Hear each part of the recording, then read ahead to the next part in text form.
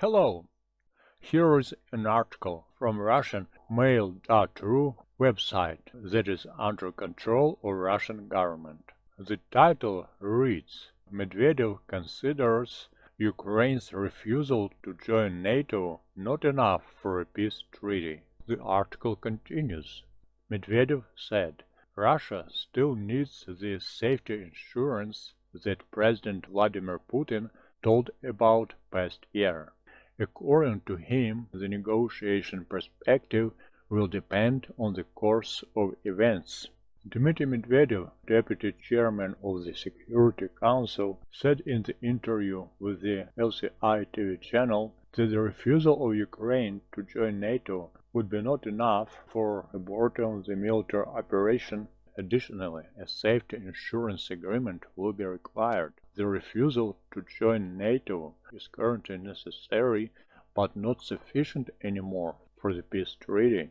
The insurance that President Putin was telling about must be developed, Medvedev said. Dmitry Medvedev, deputy chairman of the Security Council, said that Russia was ready to negotiate, but the Ukrainian authorities refused to, and they demanded a highest-level meeting.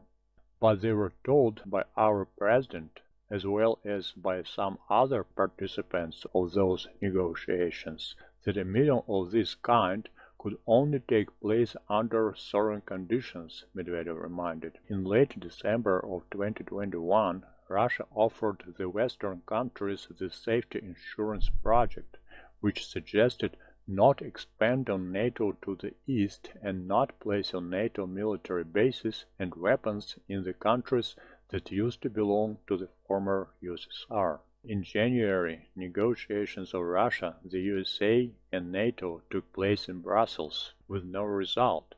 Washington and NATO declined most of Russian proposals. On February 24, 2022, the President of Russia, Vladimir Putin, declared the beginning of the special operation in Ukraine. Moscow stated that its purpose was to defend the people of Donbass and to ensure the safety of Russia under the threat of NATO. A few days later, Russia and Ukraine started the peace negotiations.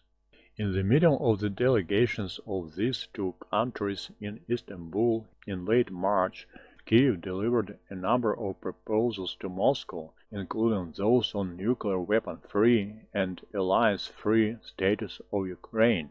President Putin called the results of the negotiations in Turkey a triumph, but later on he informed that Kiev began to violate the agreements, and this made the dialogue ineffectual.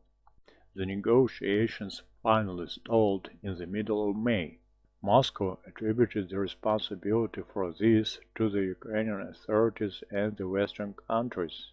The President of Ukraine, Vladimir Zelensky, acknowledged the possibility of resuming the negotiations under the condition of returning the territories that were lost since February 24. He also ruled out the possibility of the negotiations with Moscow in case referendums are performed in the territories occupied by Russia. This is the end of the article. What do you think about this? Let us know in the comments below. Have a good time. See you next time.